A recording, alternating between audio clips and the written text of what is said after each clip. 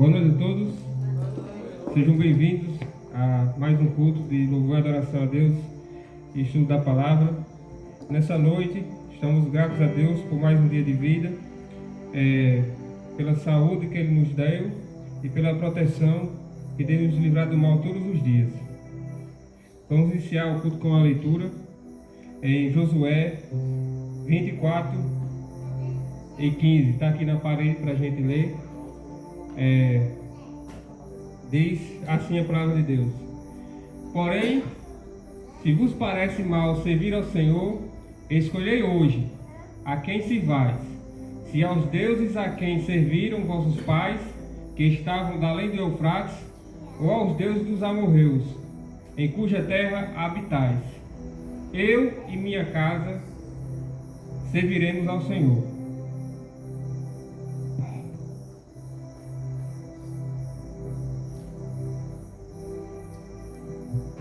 Josué, quando renovou a sua aliança em Siquém, fez uma escolha bem clara. Ele e sua família serviriam apenas a Deus. Naquele momento, o povo de Israel estava começando a cultuar outros deuses, o que desagradava a Deus. O exemplo de Josué reconduziu o povo novamente ao Senhor. Não há família mais feliz do que aquela que serve a Deus. Uma família que serve a Jesus e lhe obedece conduz outras pessoas ao caminho da verdade. Faça esta escolha como família. Busque a Deus, exerça sua liderança e seja exemplo para os seus filhos e coloque a sua família diante de Deus. Não é uma tarefa fácil, mas todo o esforço é recompensado quando vemos os nossos entes queridos louvando a Deus.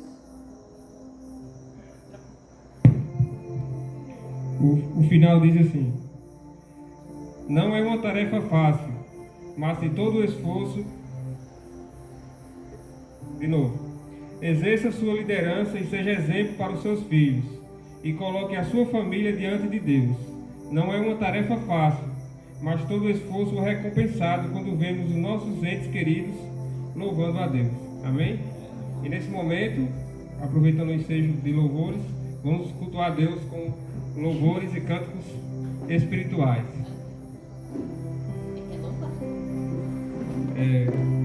E vamos fazer a oração para iniciar os louvores. Vou orar. Vamos orar, Benjamin.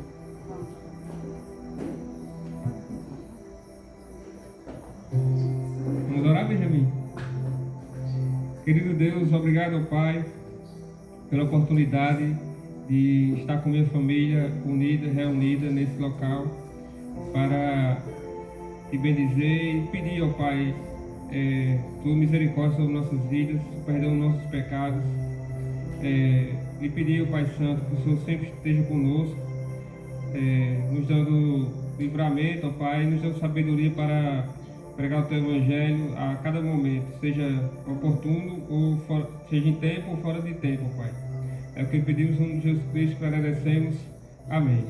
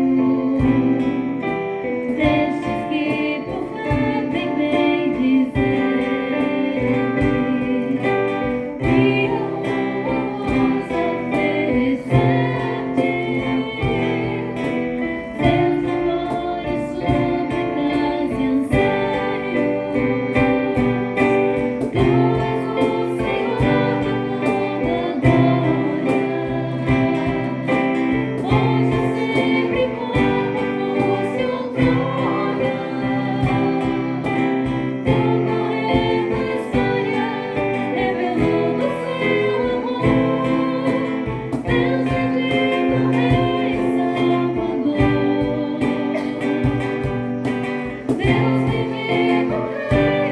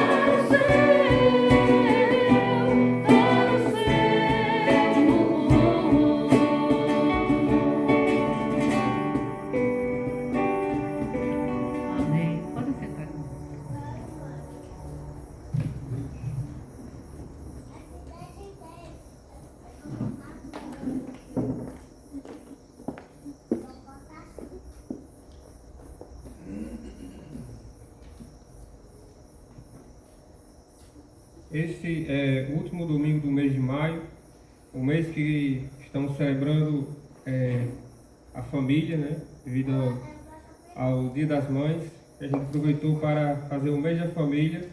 Hoje tivemos a comunhão, né? Como fizeram na igreja primitiva, onde os irmãos se reuniam para comer, né? Ter comunhão uns com os outros. Naquela época eles vendiam tudo e repartiam como se fosse um povo só.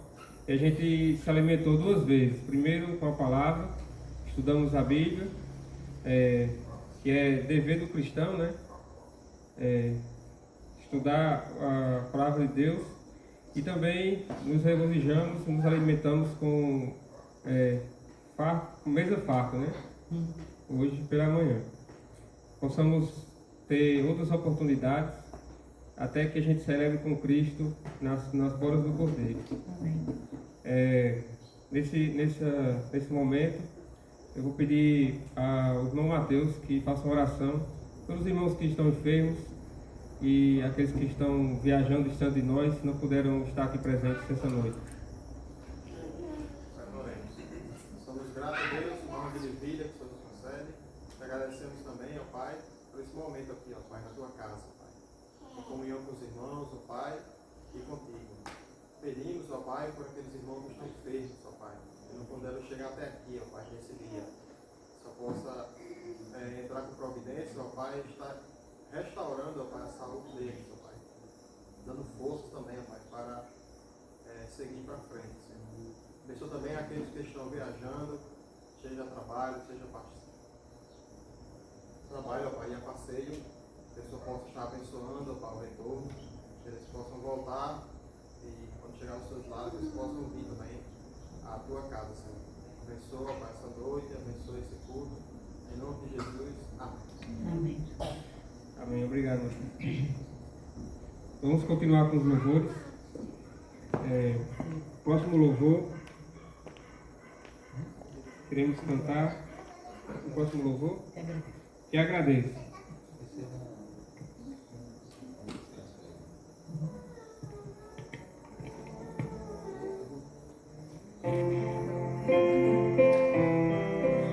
Vamos ficar de pé.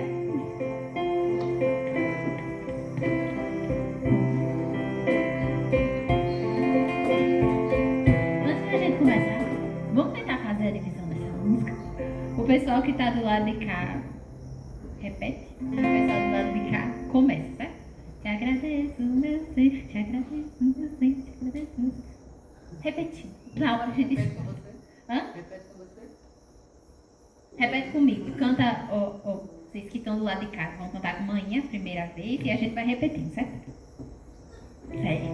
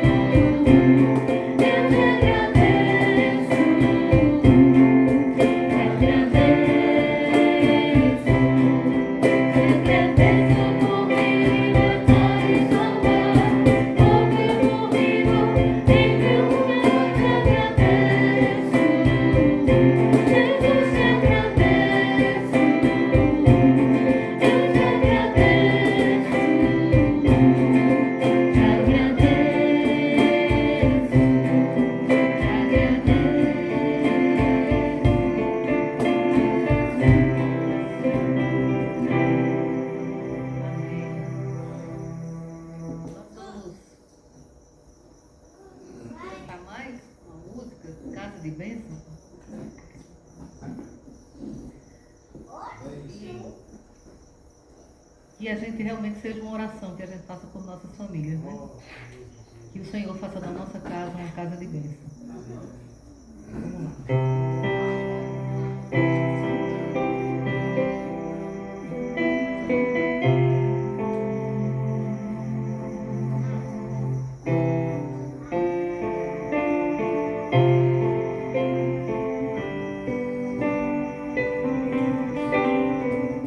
Minha casa será uma casa de bênção. Minha casa será um pedaço do céu. Nela estarão reunidos adoradores que só exaltam a Deus verdadeiro e fiel. Minha casa será reconhecida como um lugar de milagre e oração, onde Jesus tem prazer em ficar, onde o Espírito Santo habita, onde há prosperidade, amor e vida. Faça do meu lar, Senhor, um lugar de harmonia. Faça do meu coração tua casa todo dia. Esteja à vontade pra ficar e nunca mais partir. Pois a casa que um dia te recebeu nunca mais saberá viver sem ti. Minha casa será reconhecida como um lugar de milagre e oração, onde Jesus tem prazer em ficar, onde o Espírito Santo habita, onde há prosperidade, amor e vida. Faça do meu lar, Senhor, um lugar de harmonia. Faça do meu coração tua casa todo dia. Esteja à vontade pra ficar e nunca mais partir. Pois a casa que um dia te recebeu nunca mais saberá viver sem ti. Faça do meu lar, Senhor, um lugar de harmonia. Faça do meu coração tua casa todo dia. Esteja à vontade pra ficar e nunca mais partir. Pois a casa que um dia te recebeu nunca mais saberá viver sem ti. Pois a casa que um dia te recebeu nunca mais saberá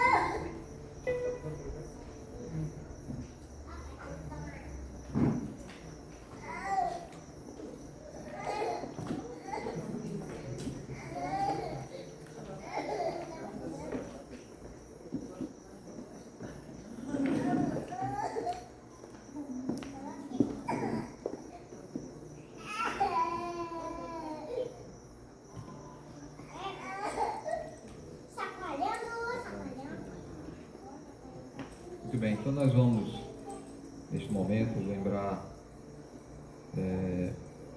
uma orientação, mandamento mesmo do Senhor Jesus, mandamento mesmo do Senhor Jesus em relação a uma cerimônia, na época da Páscoa, aquela última Páscoa, ele foi fazer comer Páscoa com seus discípulos, e ali ele instituiu um cerimonial que marcava o novo momento do que eles conheciam como Páscoa, né? E esse novo momento, Jesus mostrou que estava se cumprindo a Páscoa nele. Aquele cordeiro que era sacrificado na época da Páscoa, nas famílias dos judeus, agora estava se cumprindo nele mesmo. Ele dizia: agora isso aqui é o meu corpo e também o sangue da nova aliança, né?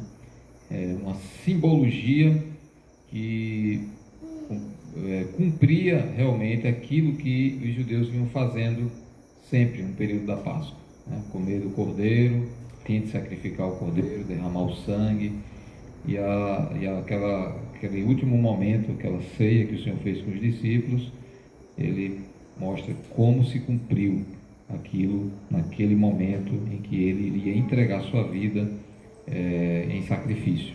Da mesma forma como o cordeiro era sacrificado, ele também estava sendo sacrificado. E ele instituiu 2 elementos, o pão e o cálice, né, o vinho, de modo que um representa o corpo dele, que passou por todo aquele sofrimento, ele foi entregue, passou por muitas humilhações, sofrimentos, açoites, etc. Mas também o cálice, que simbolizava o sangue que seria derramado, né? Então, esse foi o ensino que ele passou para os discípulos, e os discípulos passaram para as igrejas locais que existiram naquela época. E a determinação de Jesus, conforme o apóstolo Paulo ensina no capítulo 11 de 1 Coríntios, é que deveríamos fazer essa cerimônia. À medida que a gente for fazendo isso, a gente está proclamando a morte dele até que ele venha. Então passa realmente a ideia de que devemos perpetuar esse cerimonial em memória dele, em lembrança do sacrifício que foi feito, do preço que foi pago, de modo que aguardamos a vinda dele, lembrando disso também, né? Nós vamos, tanto pouca gente aqui que a gente fica, né? Vamos dar graças aqui.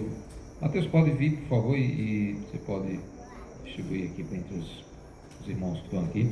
Mas quando tem comida demais, o pessoal fica cansado de comer e não aparece no culto, né? Então nós vamos dar graças aqui. Senhor, nós agradecemos pelo pão que representa o corpo do Senhor Jesus, que foi padeceu, sofreu, e por nossa causa. Nós agradecemos por esse tão valioso sacrifício. Que o Senhor esteja abençoando esse pão que simboliza esse corpo que foi entregue por nós. Em nome de Jesus, amém. Por favor, Deus. Chegou aí.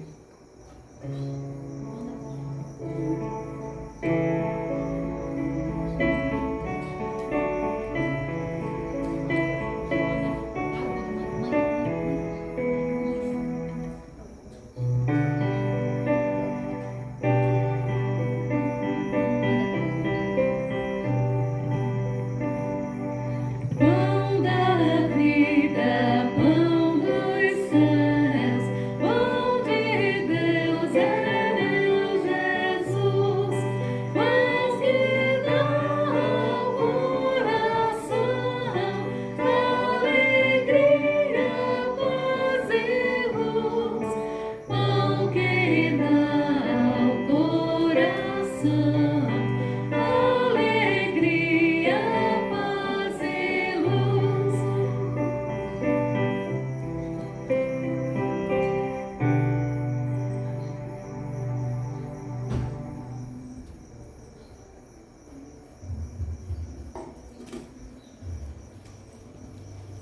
conforme a instrução que a gente tem da Escritura, pois que ele tomou o pão, deu graças, partiu, deu os discípulos e disse: esse é o meu corpo que é dado por vós, fazer isso em memória de mim. Então, em memória de Jesus, comamos o pão.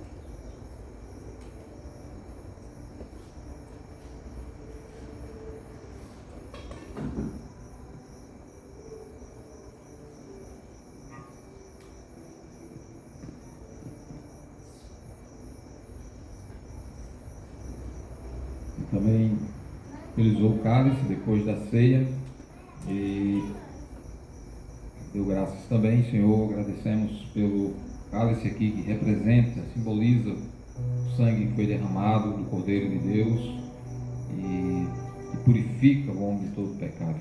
Senhor, abençoe teu povo para que cada vez mais se identifique com o Senhor Jesus na sua morte e ressurreição, lembrando sempre do alto preço que foi pago em nosso favor, por meio desse cerimonial. Em nome de Jesus. Amém.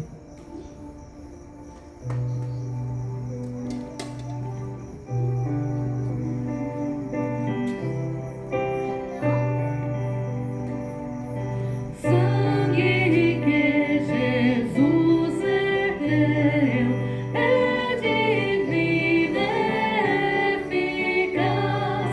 Esse sangue é o coração, força, amor e vida traz.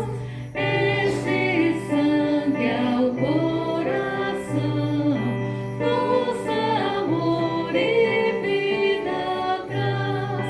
Sangue que Jesus ergueu é divino e eficaz. Esse sangue é o coração, força, amor e vida traz. Esse sangue é o coração, força, amor e vida traz.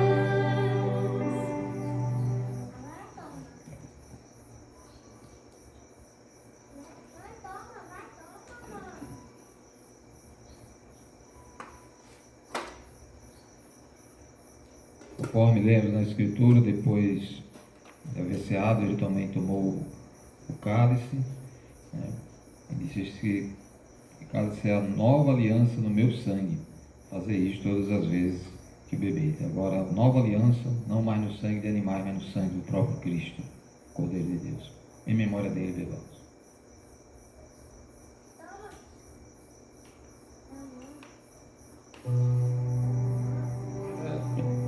Precisa recolher. Depois a gente coloca, recolhe isso aí, certo? Vamos chamar aqui Melinda e Vitória e Benjamin.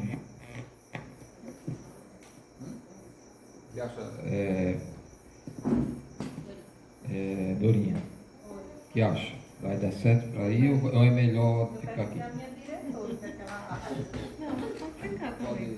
Se quiser, elas podem ficar aqui agora com essas crianças. E é pela quantidade, né? Depois, no próximo domingo, né? A gente. Então vamos orar com essa turma, né? Chega aqui, Melinda e. Oi, Vitória. Ah, a Vitória já está aqui. Vitória é da doutora.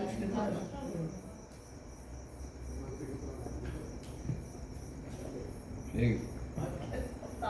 Quanto menos. Benjamin não larga a mamadeira, né? Não tem jeito.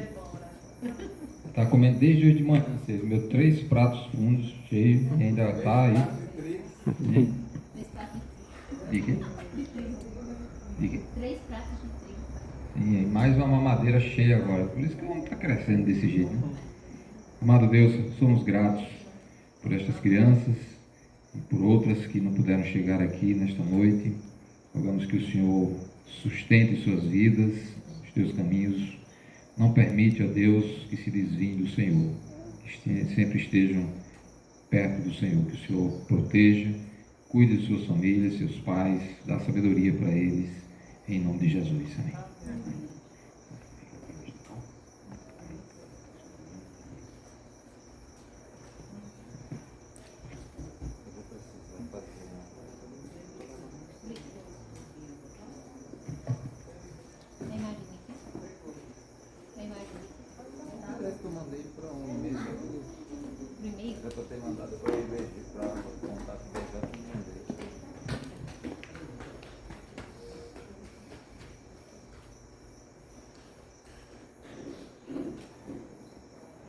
se eu consigo aqui.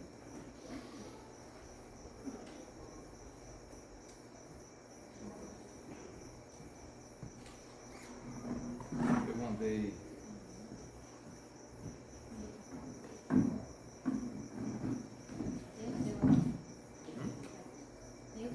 Tem o meu aí? No meu drive tem aí um arquivo. O drive meu.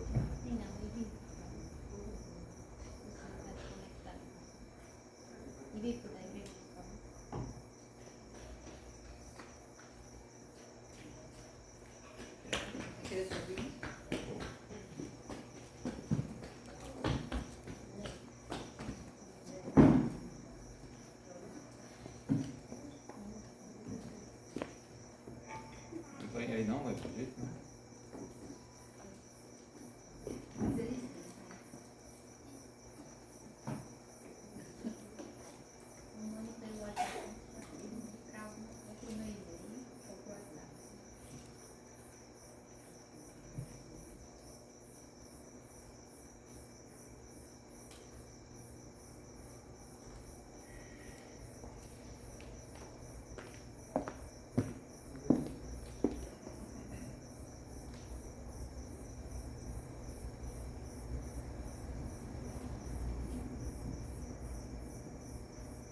Mandar pra qual aí? Que tem isso aí? Contato, é? Lara de Nascimento. Lara de Nascimento.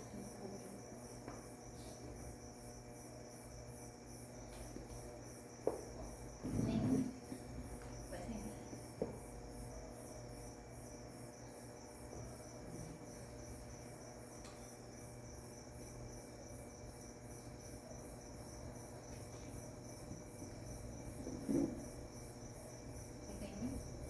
Hum? É que eu vi? É. Aqui estava o dia, né? Tá aqui, eu andei pra cá.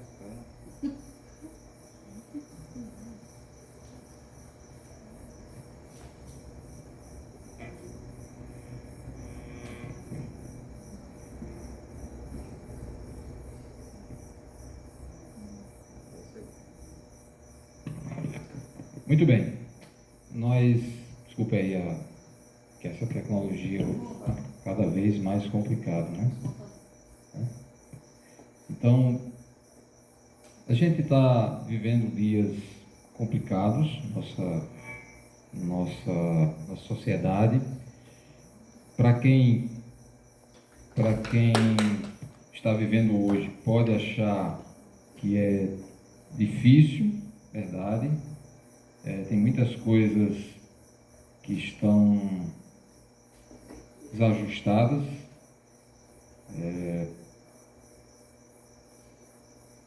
Mas, por incrível que possa parecer, nós encontramos um cenário parecido com esse que nós vivemos aqui em outras épocas também. Queria ler com vocês aqui Provérbios, capítulo 4, por favor. Certo? Provérbios, capítulo 4. Só um pouquinho aí, viu? Para já passa para o próximo.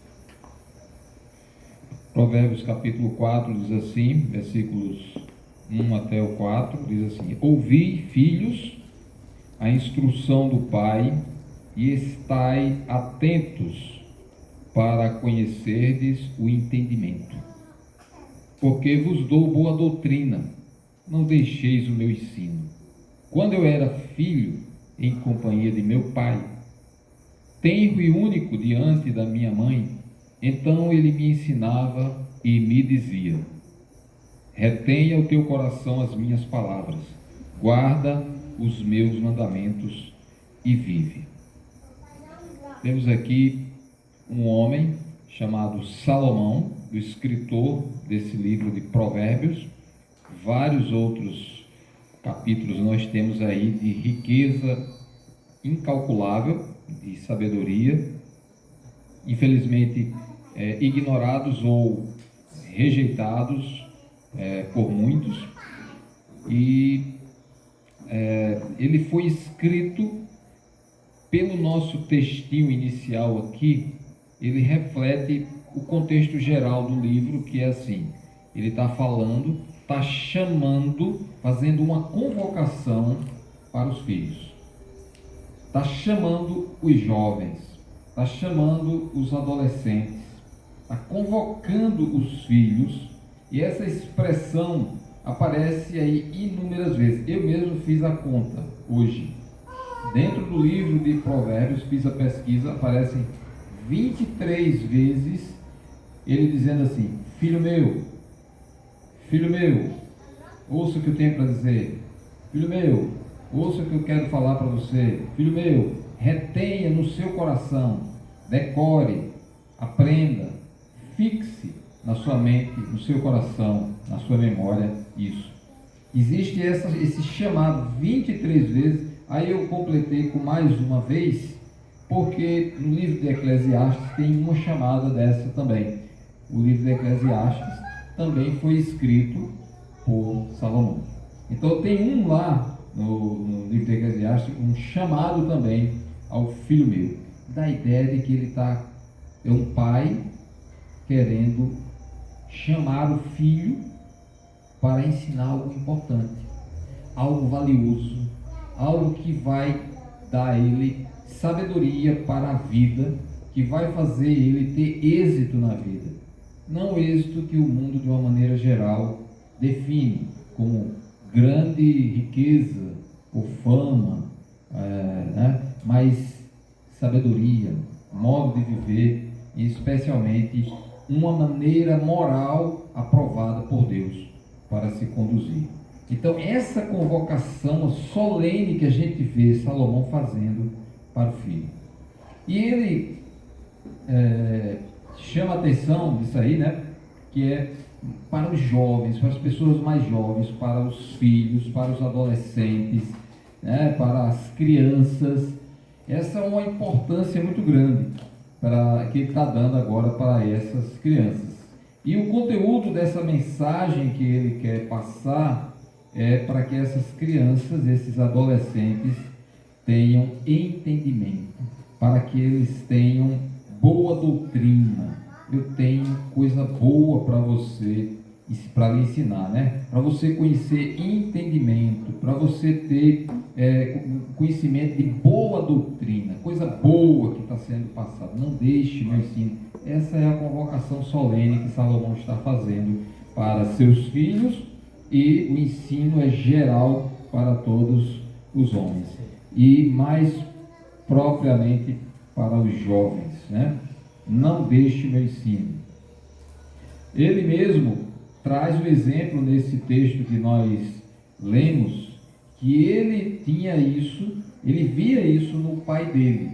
Ele diz: quando eu era filho em companhia de meu pai, né? Eu era filho também. Você é meu filho, mas eu também já fui criança, eu também já fui adolescente, eu também já fui jovem, e eu recebi da parte do meu pai ensinos importantes. Ele tinha muita experiência, né? Davi foi um rei que teve muita experiência na vida. Antes mesmo de ser rei, ele passou por muitos desafios, por muitos acontecimentos na vida que o fez aprender, que trouxe lições para a vida dele. E mesmo depois dele ser rei, mesmo depois de casado, ter filhos, ele também cometeu muitos erros, e ele aprendeu certamente com esses erros que ele cometeu, com os acertos, com os êxitos na vida dele, mas também com os erros, né? Então, e aqui ele diz: eu tenho que dizer, meu pai, o Davi, ele me chamava, eu era tenro, eu era criança ainda, eu era o filho único da minha mãe, e mesmo assim ele chamava, e ele começava a me dizer: retenha o teu coração as minhas palavras, guarda os meus mandamentos, né? Então ele tinha algo importante para dizer para o filho dele, porque ele teve uma experiência de vida importante em toda a sua vivência, né? E agora eu posso passar para você. Preste atenção no que eu vou dizer, porque é muito importante o que eu vou dizer. Eu vivi coisas boas e ruins, e eu sei o que vou dizer para você. Guarde isso na sua mente. Então, Salomão, apesar de ter recebido da parte de Deus algo miraculoso, que Deus o dotou de grande sabedoria e entendimento, mas mesmo assim não deixou de haver uma passagem de informação, ou informações, ou conhecimento, ou ensinos, ou doutrina da parte do pai dele, Davi, para ele mesmo. E ele tinha memória das coisas que Davi, o pai dele, ensinava para ele. Como foi importante a infância de Salomão, porque ele pôde aprender com Davi, seu pai. E naturalmente, aí nós temos esse exemplo, né, da própria vida, uma coisa prática, real, de testemunho mesmo, do pai dele. E aqui ele dá o efeito disso. Se você retiver esse conhecimento, se você aprender a boa conduta, se você aprender a sabedoria e aprender a obedecer os mandamentos que eu vou te passar, você vai ter vida. Vida verdadeira, né? É isso que ele diz no final. Retenha, guarda os meus mandamentos e vive. Você vai ter vida verdadeira, vida plena. Eu sei que muita gente tem vida por aí, mas é uma vida destruída, uma vida sem esperança, uma vida reprovada por Deus. Ele pode até achar que está tendo sucesso aqui na terra, na vida, né? Mas na verdade ele está sendo contrário à vontade de Deus.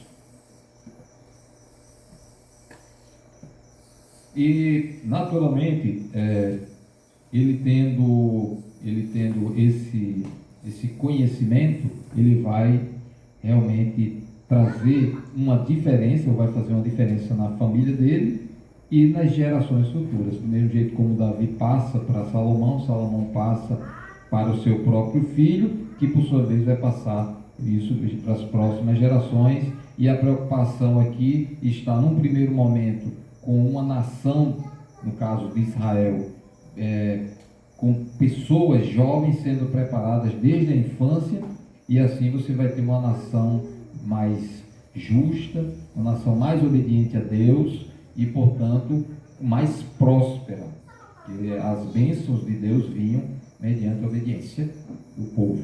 E aí ela tinha essa preocupação e certamente um mundo melhor que seria influenciado por Israel, né? Infelizmente, muito do que Israel fez falhou nesse propósito, mas não deixou de ter o registro do conhecimento, da boa doutrina, do ensinamento que está aí.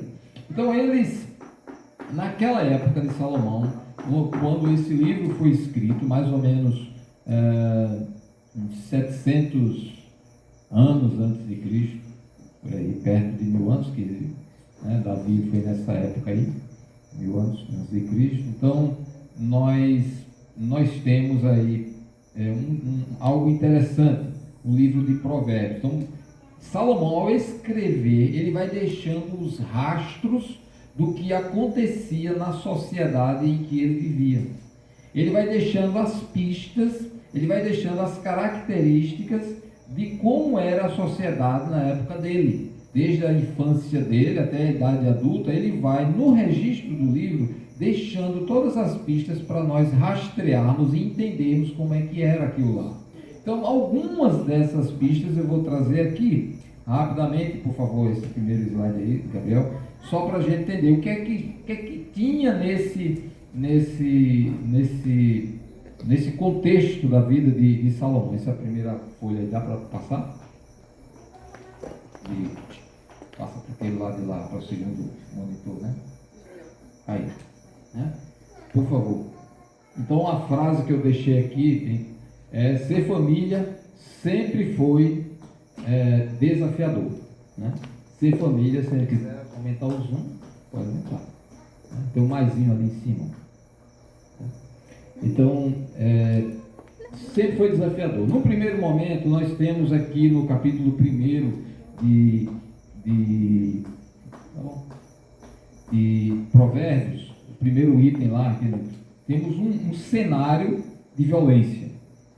Logo no capítulo 1 a gente vê Salomão preocupado em dar um conhecimento, uma boa doutrina ao jovem, ao adolescente, à criança, ao filho dele, porque havia no contexto da vida deles violência, muita agressividade do povo, né?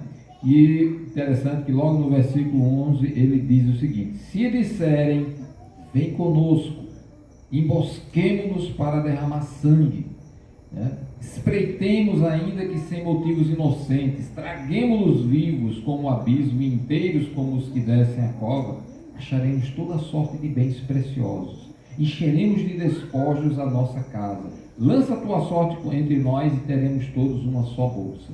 Seremos sócios, seremos parceiros nesse tipo de procedimento. Vamos pegar os inocentes, vamos assaltar, vamos roubar, vamos fazer o mal, vamos fazer coisas para tirar a riqueza dos outros e encher a nossa casa, né? Encher o nosso bolso de coisas, fazendo coisas desonestas.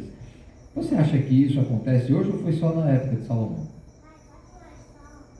Só acontecia lá? Fazer coisas desonestas, fazer violência contra as pessoas e tudo. Esse cenário existia lá. Ele diz, olha, tudo isso acontece. Se eles buscarem fazer violência com o pobre do inocente, assaltar, roubar, matar para enriquecer, fazer corrupção para enriquecer, aí o conselho que ele dá no versículo 15, ele diz, filho meu, não ponhas a caminho com eles, não vá com eles. Você vai encontrar isso na sua vida. Salomão está preparando o filho para dizer assim, você vai encontrar na sua vida um ambiente hostil, de muita violência, pessoas querendo fazer o mal, e essas pessoas vão querer lhe influenciar para fazer parte desse grupo, porque ele vai mostrar vantagens.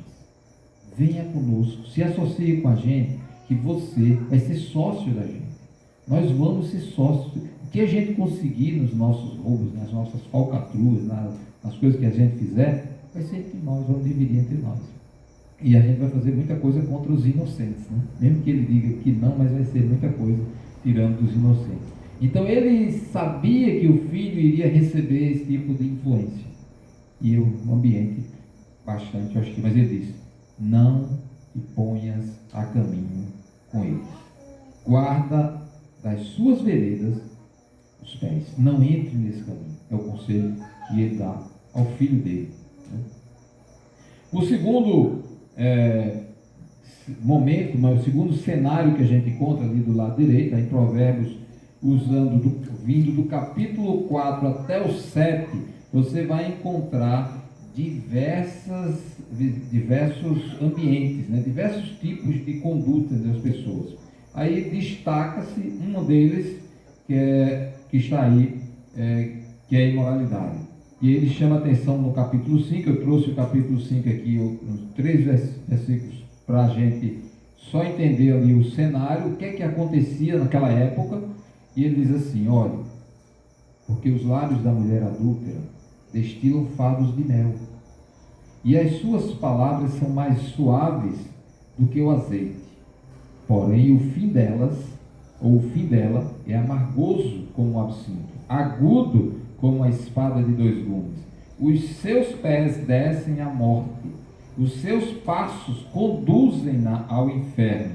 Ela não pondera, ela não pensa, ela não avalia a vereda da vida dela. Anda errante nos seus caminhos e não sabe. Quer dizer, você vai encontrar também um ambiente imoral. Você vai encontrar um ambiente cheio qual a palavra que ele usou hoje lá de manhã? É uma palavra que eu usei hoje de manhã, esqueci, né? De assédio sexual, de sexismo, né? Um ambiente em que se estimula o sexo, em que as pessoas ficam mais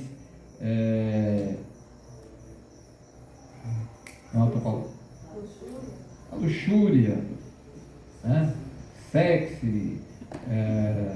Entendemos a ideia. essa coisa toda, né? Fica, você vai encontrar isso.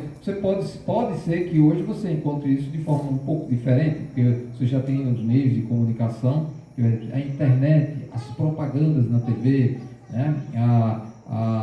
Para chamar a atenção das pessoas, precisa ter pessoas sensuais, a sensualidade que atrai, que chama o homem. filho meu, você vai encontrar isso. Esse é o conselho que ele está dizendo. Ele está dizendo, olha, o ambiente que você vai enfrentar na vida é isso. Você vai ver pessoas usando a sensualidade, vai encontrar as pessoas mexendo com o seu lado sexual para lhe atrair para isso. E muitas vezes você vai encontrar não somente as pessoas de uma maneira geral na rua, mas pessoas até mulheres casadas envolvidas com essa ideia de atrair por alguma razão, por algum motivo. Por isso que se chama mulher adúltera, né? Que ela tem um compromisso com o seu marido, no entanto, ela desonra esse compromisso e vai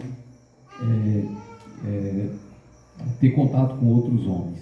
E ele está dizendo aqui, ela vai até destilar favos de mel nos lábios dela. Ela vai atrair como se fosse algo bom, como algo doce. E os homens ficam perturbados na mente, eles perdem o sentido. E também, do mesmo jeito como ela, ele também não pondera o caminho dele. Ele não avalia o prejuízo que está tendo ao ir por essas veredas. Ele não avalia, e como ela também não avalia, quais são as consequências que ela vai ter por estar se enveredando por esse tipo de conduta. E como ele disse, existe isso também. Você vai enfrentar um mundo hostil, violento, agressivo, corrupto, e você vai enfrentar também um ambiente sensual, com imoralidade, que vai lhe atrair, ele vai trazer suavidade, vai dar uma impressão de que é bom e que é bom se enveredar por esse caminho. Vai dar essa impressão. Ele vai vender, o mundo vai vender para você como se fosse algo gostoso, como se destilasse favos de mel. É essa a ideia que ele está passando aqui. Mas isso, quem entra nesse caminho é porque não está ponderando, não está avaliando, não colocou na balança as consequências disso, né? Você vê o mundo cada vez mais sensual, mais colocando essa questão do sexo até nas crianças, desde cedo. E ele está ensinando a criança desde cedo, preparando a criança que vai enfrentar isso. Você não tem ideia dos efeitos que isso pode trazer, de destruição que isso pode trazer. E ele diz, há uma condenação prevista. Esse caminho da imoralidade, do adultério, do sexismo exagerado lá, dessa atração da sensualidade que o mundo está implementando, isso leva ao inferno, conduz ao inferno. Então tome cuidado com isso. E ele diz, afasta o teu caminho da mulher adúltera, versículo 8, né? Provérbios 5, 8. Afasta o teu caminho da mulher adúltera e não te aproximes da porta da sua casa, para que não deis a outrem a tua honra, nem os teus anos a cruéis. Então o homem, aqui já um conselho para o homem, ele está mostrando aqui, esse ensino fica registrado, documentado e vai ficar na cabeça desse menino. Bebe a água da tua própria cisterna e das correntes do teu poço. Dizendo, você vai casar, você tem a sua esposa, você tem a sua família, você tem que ter felicidade naquele ambiente. Você não precisa buscar fora. A sua felicidade, o seu prazer, a sua satisfação tem que ser dentro da sua casa, da sua família. Bebe da água da tua própria cisterna e não com a mulher adúltera. Versículo 18 do capítulo 5, ele diz, seja bendito o teu manancial e alegra-te com a mulher da tua mocidade. A sua felicidade é com a sua esposa, com aquela com quem você assumiu um compromisso diante de Deus. Por isso que se chama, com a mulher da tua mocidade, aquela com quem você assumiu um compromisso diante de Deus, aquela com quem você se casou. Então ele está ensinando, existe um ambiente de violência lá fora, não vá no caminho deles. Existe um ambiente de imoralidade, de sensualidade, isso leva ao inferno. Afaste-se disso. Construa sua família, tenha a sua própria esposa, não vá sair desse caminho, vá por esse outro. O ensino de Salomão a uma criança pequena, a um adolescente, gente. Preste atenção nisso, não esqueça, Coloque isso dentro do seu coração. Grave isso. Outro aspecto que ele iria encontrar na sociedade que ele estava lá. Você acha que essas coisas eram só de lá? Provérbios capítulo 6, já tem um texto muito conhecido no capítulo 6, o versículo 9 diz assim: ó preguiçoso, até quando ficarás deitado? Quando te levantarás do teu sono? Um pouco para dormir, um pouco para tosquenejar, um pouco para encruzar os braços em repouso. Aí diz: isso tem uma consequência devastadora. Sobrevirá a tua pobreza como um ladrão e a tua necessidade como um homem armado. Aí está falando da ociosidade, da preguiça, das pessoas que não querem produzir nada, querem viver do que talvez outros vão lhe conceder, né? Tem gente que se acostuma com isso, né? Eu lembro algumas vezes que a gente, no lugar onde eu trabalhava, a gente contratava uma empresa, a empresa tinha que fazer um trabalho num determinado município aqui no estado, no nosso estado mesmo, né? Empresas de longe não, dentro do nosso estado mesmo. Aí a gente via como a empresa tinha dificuldade de fazer aquele serviço. Aí a gente questionava, por quê? Está acontecendo o quê? Está difícil até arranjar trabalhador no lugar. A gente procura, está lá os camaradas tudo parado, não querem fazer nada. A gente chama para trabalhar, tem emprego, tem uma obra para fazer ali, vai demorar, vai ser a carteira assinada, vai ter os benefícios, vai ter não sei o quê. Eles não querem. Mas por quê? Não, porque eles recebem o benefício do governo. Aí se for trabalhar, aí deixa de receber. Olha só o que está acontecendo, né? Então, não, a gente recebe aqui. Aí eles ficam lá nos cantos, parados, normalmente perto de algum bar, porque ali tem as bebidas, conversa fiada, né? E assim vão tocando a vida. Então alguns vivem desse jeito.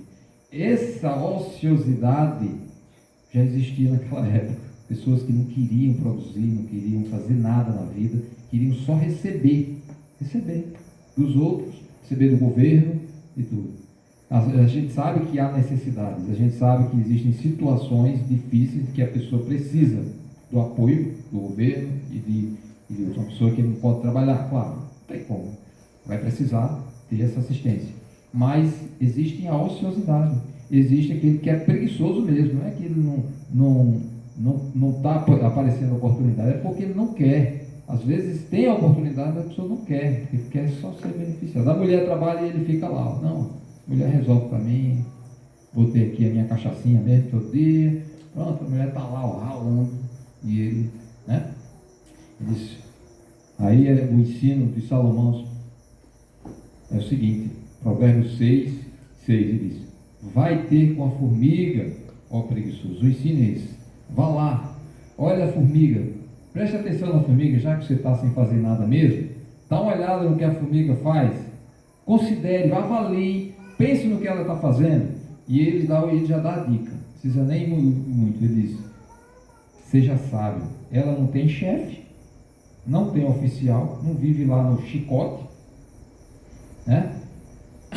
Só que na seca, no estio, ela prepara o pão, ela vai só arrumando as coisas. Ontem aqui, cheguei de um horário de manhã, ontem foi até ontem, não sei, estava uma fila de formigas aqui, passando. O caminho está aqui, eu sei que elas estão, tem um lugar ali por onde elas estão se escondendo.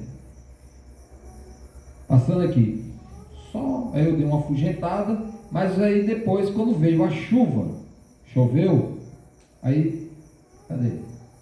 Desapareceram. Aí eu cheguei para Larissa, foi para mim, vê aí as formigas, aí onde é que está o buraco dela aí, que eu vou providenciar alguma coisa para elas. Aí elas, não, mas está chovendo, elas já estão todas intocadas. Essa é a inteligência que está por trás aí da sabedoria aí, que Salomão está chamando a atenção. Na seca, estava sem chover, elas estavam só levando as folhinhas de algum canto aí, de alguma plantinha, né? Puxando e levando para o buraco onde elas estão arrumando lá todas as coisas. Para quê? Para quando no momento em que ela não puder estar fora, lá dentro ela vai ter fartura, né? Então a inteligência que que Salomão está ensinando para o filho, ele diz, olha, ela não precisa de ninguém para mandar, não. Não tem ninguém dando chicote, né, para ela trabalhar, não. Elas vêm nascer, olha, está só levando as folhinhas para lá. Está só levando, trabalhando o tempo todo. Aí, quando chega a chuva, aí não. Né? Aí ela está tranquila, porque ela já está com o mantimento. Né? Então, o trabalho é uma coisa importante na vida de um homem. É isso que ele está passando. Não seja preguiçoso, meu filho. Você precisa trabalhar. O homem foi criado, a gente já chamou a atenção disso aqui, já nessas últimas semanas, vou repetir. Deus pegou o homem com a sua mulher, colocou ele aonde? No jardim. Para quê?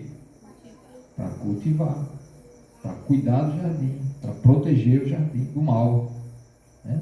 Desde o início, isso é a grande bênção de Deus. O trabalho é uma bênção. Você cumprir o mandamento de Deus é trabalhar, buscar o que fazer, não ficar ocioso. Esse é um ambiente que ele iria enfrentar. E ele está dizendo, não entre nesse tipo de coisa. Olha o que a formiga faz. Presta atenção. Mesmo sem ter ninguém, ela vai trabalhar, vai buscar o seu sustento. Né? Um outro ambiente que eles enfrentaria, e Salomão estava ensinando ao seu filho, e está ensinando para nós hoje, jovens, crianças, adolescentes, né? Diz lá no capítulo 23 de Provérbios, ele diz assim, falando sobre a bebida, ele diz, a bebida é para os que se demoram em beber vinho, para os que andam buscando bebida misturada. Então haveria um ambiente de vida do filho dele, haveria pessoas buscando a bebida misturada. A bebida misturada aqui é a bebida forte, a bebida que deixa a pessoa embriagada, qualquer coisa que deixe a pessoa zonza, né? Ele diz assim, olha os efeitos disso aí, olha, no versículo 33 de Provérbios 23, ele diz assim, os teus olhos verão coisas esquisitas, e o teu coração falará perversidade. A pessoa perde o equilíbrio, perde a sensatez, né? Os olhos já começam a ver outras coisas, ficam meio, né? E começa a falar bobagem, começa a falar besteira, todo bêbado é rico, é forte, é poderoso, é não sei o que, a gente já sabe essas histórias, né? Então, o exemplo aqui é a bebida, né? Não tinha exatamente as mesmas outras coisas que hoje já existem, né? Alguns tipos de drogas, né? Mas só a busca pela bebida já é um grande exemplo, né? E normalmente é um pontapé para outras coisas, talvez mais fortes, que já existem disponíveis por aí para as pessoas serem engolidas, né, com essas coisas. Então ele diz, olha, não vá por esse caminho. Veja o versículo 31. Não olhes para o vinho quando se mostra vermelho, quando resplandece no copo e se escoa suavemente. Ele está ali chamando você. A bebida, a droga, qualquer tipo de vício, está chamando. Ele aparenta ser bom, aparenta ser legal, aparenta ser uma coisa que vai lhe engrandecer, que vai lhe enaltecer, que vai deixar você melhor. Não, corajoso, né? Você vai ter coragem, você vai enfrentar o mundo, vai ser vitorioso. Aí ele diz, não faça isso, não olhe quando ele estiver assim. Pois ao cabo, no final, porque você olha só o início, aquela sensação inicial, aquele momento em que você supostamente está sentindo prazer, mas você não viu ainda o todo, você ainda não avaliou o todo, completo, o caminho todo, você não considerou, você não avaliou todo o processo. Existe coisa depois, além desse momento limitado de prazer, existem os efeitos depois. Ele diz, ao cabo, morderá como a cobra e picará como basilisco. Veneno, ele é perigoso, né? É uma armadilha, ela chama você e você pensa que está bem, que está num ambiente social, que não sei o que você está indo bem com as pessoas estão legais, e você participando e consumindo aquilo, você não sabe os efeitos que aquilo pode ter. Tem gente que com uma pequena dose já cria uma dependência, E para tirar aquilo é uma novela difícil, muito complicado para sair. Perdi eu mesmo, da minha família, praticamente todos os tios por parte do meu pai foram dizimados pela bebida, praticamente todos. A bebida destruiu todos eles, matou literalmente, todos eles morreram. Quem ainda se salvou, meu pai, porque por alguma razão Deus foi misericordioso com ele. Os filhos dele, quando cresceram, começaram a fazer pressão, né? E ele foi se segurando ali e tal, e acabou parando. Senão, teria ido no mesmo caminho. E quanta destruição vocês aqui, a gente não precisa defender, acusar muito, mas vocês têm conhecimento de pessoas que se enveredaram por esse caminho e destruíram a própria vida, trabalho, emprego, negócios, famílias, né? Tantas coisas que foram realmente prejudicadas em virtude de ter sido dado esse passo e achando no início que seria maravilhoso, seria bom, socialmente legal, ficaria bem na fita com os outros, e acaba no final. O problema é esse, que ele não ponderou o resultado, não botou na balança o final da história. Ele diz: ao cabo vai ser um veneno para você. Não faça isso, não olhe para o vida desse jeito, não vá nesse caminho. Mais na frente, no último capítulo de Provérbios, no capítulo 31, nós temos um conselho de uma mãe de um rei, né?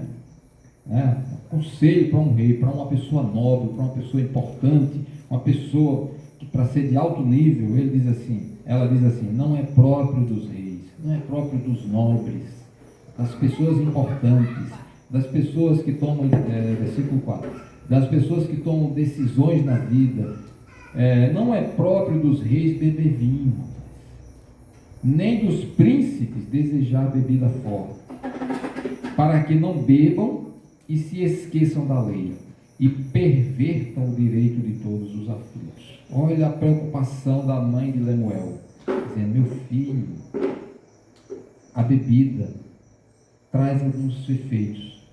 Ela muda, você esquece daquilo que é correto fazer, e você perverte o direito, já que o rei era o julgador naquela época, né? Ele mesmo julgava, e você, bêbado, vai julgar a causa de alguém. Você precisa estar lúcido para entender a situação, para dar o direito correto, justo, fazer justiça com as pessoas. O rei não pode se dar ao vinho, não pode se dar à embriaguez. Uma pessoa nobre não é só o rei, qualquer pessoa nobre, o pai de família que vai educar seus filhos, a mãe que vai dar exemplo ou não aos seus filhos, no seu comportamento, na sua conduta, vai ensinar. Ela não pode estar bêbada, ela não pode estar embriagada, ela tem que estar lúcida, com as suas faculdades funcionando bem, para que possa pesar as coisas com lucidez. A bebida atrapalha tudo isso. Para o rei, para o pai de família, para a mãe de família e para o pequeno Lemuel, rei ainda jovem, mesmo jovem. Ó rei, você é muito jovem, cuidado, o vinho pode lhe destruir. Você vai julgar pessoas, você tem que estar com a cabeça lúcida, você tem que saber agir corretamente. Você não pode esquecer da lei, não pode esquecer do que é certo, não pode esquecer daquilo que é justo. E é essa a preocupação da mãe de Lemuel, né? Então, o conselho sábio é isso: foge disso, fuja disso, né? Bons conselhos. Era o cenário que eles enfrentavam, né? Que eles tinham lá. Outra coisa que estava também sempre em volta ali daquela sociedade, Provérbios 24, ele chama a atenção.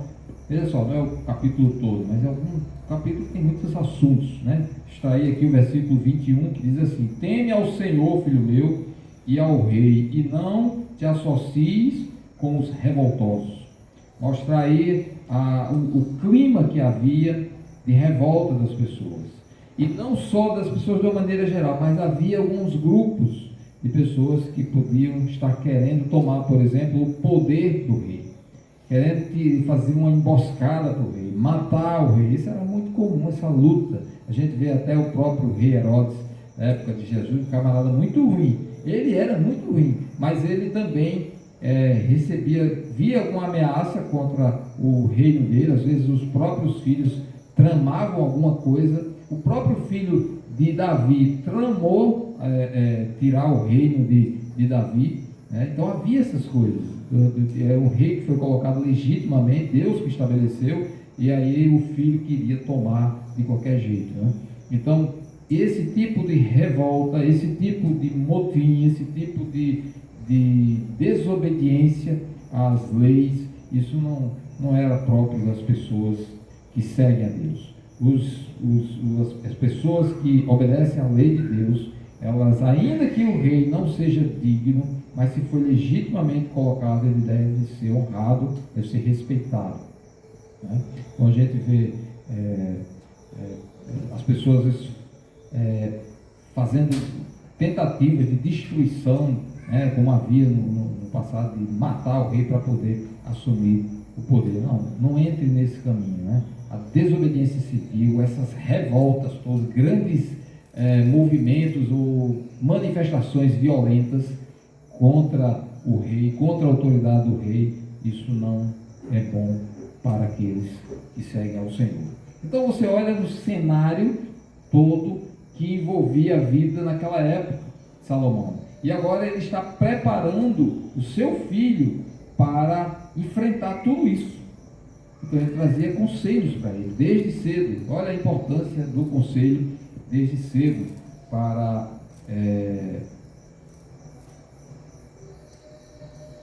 os filhos, né? Porque as coisas não são muito fáceis, né? As coisas são difíceis. E esse cenário não é diferente em nossos dias. Nós temos um cenário bem sombrio na nossa sociedade. Não é pior do que aquela época. Eles enfrentaram isso aí, e a gente enfrenta hoje aqui. A coisa é a mesma, a situação é semelhante.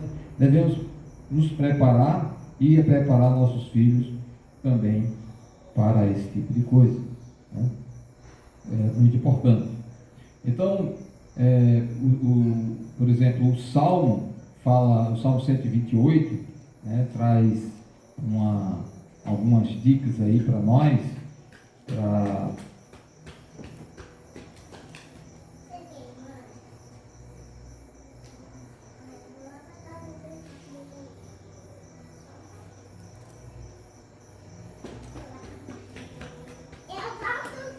eu vou fazer o seguinte.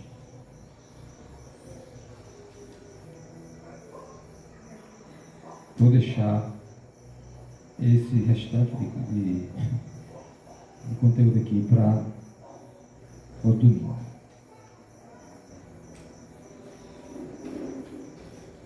Mas vou só iniciar com esse Salmo 128, verso 1, que diz assim: Bem-aventurado aquele que teme ao Senhor e anda nos seus caminhos.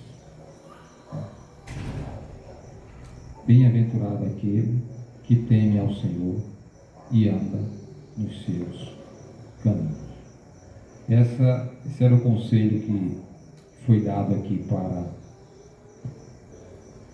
o filho dele, para respeitar o rei, para não se associar com pessoas violentas que talvez tivessem desejo de destituir o rei, para não se associar com pessoas violentas que iriam tramar contra pessoas inocentes, para ele não se envolver com a sensualidade, com a imoralidade que a sociedade estava vivendo naquela época, com a ociosidade, para ele não ser preguiçoso, mas trabalhar com diligência para buscar o seu sustento e agir com sabedoria, não se envolver com coisas que iriam tirar a sobriedade dele, qualquer tipo de vício, a começar pela bebida, que era a coisa mais comum naquela época, né? E assim, como é que ele iria conseguir isso, né? Com os conselhos sábios. Não se enverede nisso. Fuja disso aqui. Teme ao Senhor. Resumo aqui do Salmo, né? Teme ao Senhor, porque isso vai ser felicidade para você. Teme ao Senhor. Isso é grande felicidade para você. Bem-aventurado aquele que teme ao Senhor e anda nos seus caminhos, né? E certamente Deus haverá de abençoar. Teria algumas coisas que eu queria tratar mais aqui, porém vou deixar para o próximo domingo, né? E a gente precisa ganhar essa consciência de que temos grandes desafios, mas os desafios que nós temos hoje são os desafios que nós tivemos no passado, que outros homens tiveram, outros pais tiveram, mas a gente vê os conselhos de Deus ainda valendo para aquela época e para a nossa época, né? Buscar o Senhor, buscar a sabedoria do Senhor, reter a mensagem do Senhor, reter o ensino, porque o ensino que vem da parte do Senhor é boa doutrina, é bom conhecimento, vai ser bom, vai ter bons resultados, vai trazer êxito, vai trazer bem-aventurança para todos nós, né? E certamente nós, como pais e avós, né? Avós, certamente vamos colher bons frutos disso também, né? Daquilo que a gente plantar agora, a gente vai ter resultados lá na frente. É frutos de riqueza, de bens materiais? Não. É a alegria de ver os filhos no caminho do Senhor, né? E não amargando os efeitos ou as consequências dessas coisas negativas que nós encontramos assim. Aí, se você segue isso aí, que era o propósito, por favor, o próximo. Tá? Curiosidade, mostra. Pode botar. O próximo, tendo bons agindo corretamente, certamente vai colher bons frutos, né? A família daquele filho vai ser saudável, vai ter êxito, né? Vai ter felicidade. Aí certamente isso vai interferir nas famílias vizinhas, que vai interferir na família da nação toda, né? A grande preocupação de Deus com os seus mandamentos, com as suas orientações no passado, era formar um povo puro, santo, obediente à palavra dele, seguindo os seus mandamentos. E esses conselhos vindo desde cedo tornaria a nação mais pura, né? Não foi à toa que quando Deus deu os mandamentos para Moisés lá, a ideia de passar para o povo, ele vai dizer o seguinte: agora vocês vão falar para os filhos de vocês não vão deixar eles em paz. De manhã você fala, ao meio-dia você vai falar, à noite você vai falar. Não deixe de falar dessa grande mensagem, desses grandes mandamentos, desses importantes mandamentos que Deus estabeleceu para todo o seu povo. Fale para os seus filhos, inculque na cabeça dele. Mas você vai fazer uma lavagem cerebral. Não sei se você chama isso de lavagem cerebral. Se você não fizer isso na sua casa, de falar o que é certo, o que é justo, o que é correto, o mundo vai fazer. As pessoas lá fora estão buscando um jeito de fazer, estão sempre buscando um jeito de inculcar coisas na mente das crianças. Alguns deles até dizem que os crentes é que fazem isso. Não, a gente está se defendendo. A gente tem de fazer o que é certo. As crianças precisam aprender o que é certo, para quando virem o que é errado, terem o discernimento para saber distinguir o que é certo do que é errado e fazer a boa escolha. Porque a gente não vai conseguir controlar as escolhas dos nossos filhos, mas a gente vai poder, enquanto cedo, ensinar o bom caminho, a boa doutrina, o bom conselho para as crianças, porque depois vai ser difícil. Tem que ser logo cedo, né? Ensinar o bom caminho, todo o tempo que puder, todo o tempo, acompanhando as crianças. Agora não é assim não: ei menino, vai para a igreja. Não, isso aí é covardia, você está cometendo um grande erro. Menino, vamos para a igreja. Se ajeita aí, toma banho, vamos. Não, o que, rapaz? Eu sou aqui o chefe desse negócio. Enquanto eu estiver aqui no comando, você está seguindo a minha lei. Agora, depois você vai seguir o que você quiser, mas até lá você tem que entender o que eu estou dizendo. Se você vai acompanhar ou não, é outra história. Mas eu preciso mostrar o que é certo, correto, o que é moral, para que ele entenda. Inculcar na cabeça da criança o que é certo. Faça isso. Você vai colher bons frutos. Tá? Deus nos abençoe, nos dê coragem para fazer o que é certo. Tá? Porque o mundo está doido para encher de cada as coisas erradas na cabeça das crianças. Doido. Está fervilhando o tempo todo. Senhor nosso Deus, agradecemos pela tua misericórdia renovada mais este dia. E que nós podemos aqui estar agradecidos pelo grande privilégio de termos uma orientação que vem da tua palavra. O Senhor não nos deixou órfãos, não nos deixou sem orientação, mas temos a tua palavra que nos orienta, que nos guia, e rogamos a tua misericórdia, a tua graça para sermos corajosos, para fazer aquilo que é certo. Que o Senhor nos ajude a também passarmos corretamente os bons ensinos, a boa doutrina para aqueles mais jovens que possam aprender as verdades da tua palavra, que eles jamais venham se desviar do Senhor. E que muitos ainda estão longe, que estão distantes, estão fora do caminho, que possam se achegar e serem salvos desse mundo tão cheio de maldade e coisas que realmente atrapalham a comunhão com o Senhor e que destroem a vida espiritual. Que o Senhor salve muitas pessoas ainda por meio do testemunho do teu povo, do testemunho da tua igreja e dos teus servos, a Deus. Em nome de Jesus. Amém.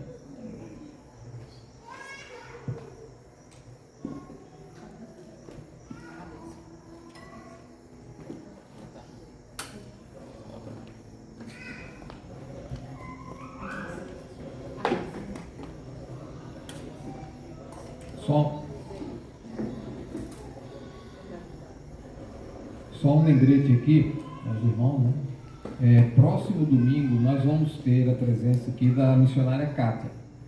Faz muito tempo que a gente não tem a visita dela aqui em Natal, né? Que ela trabalha na missão Novas Tribos e para ajudar no trabalho missionário, né? E a gente fazia tempo que a gente não tinha ela aqui. Ela está em Natal e reservou o dia 4, próximo domingo, para estar conosco.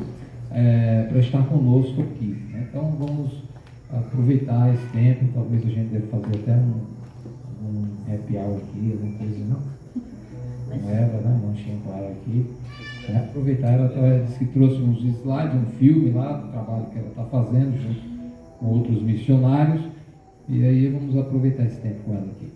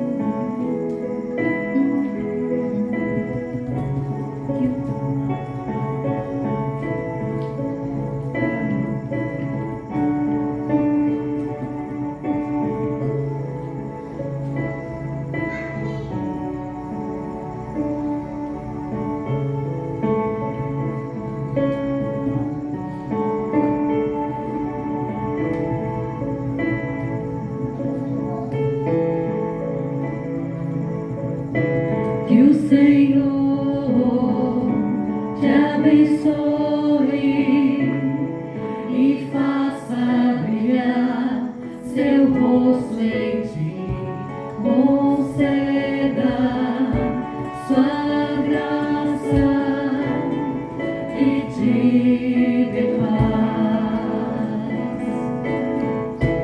Que o Senhor te abençoe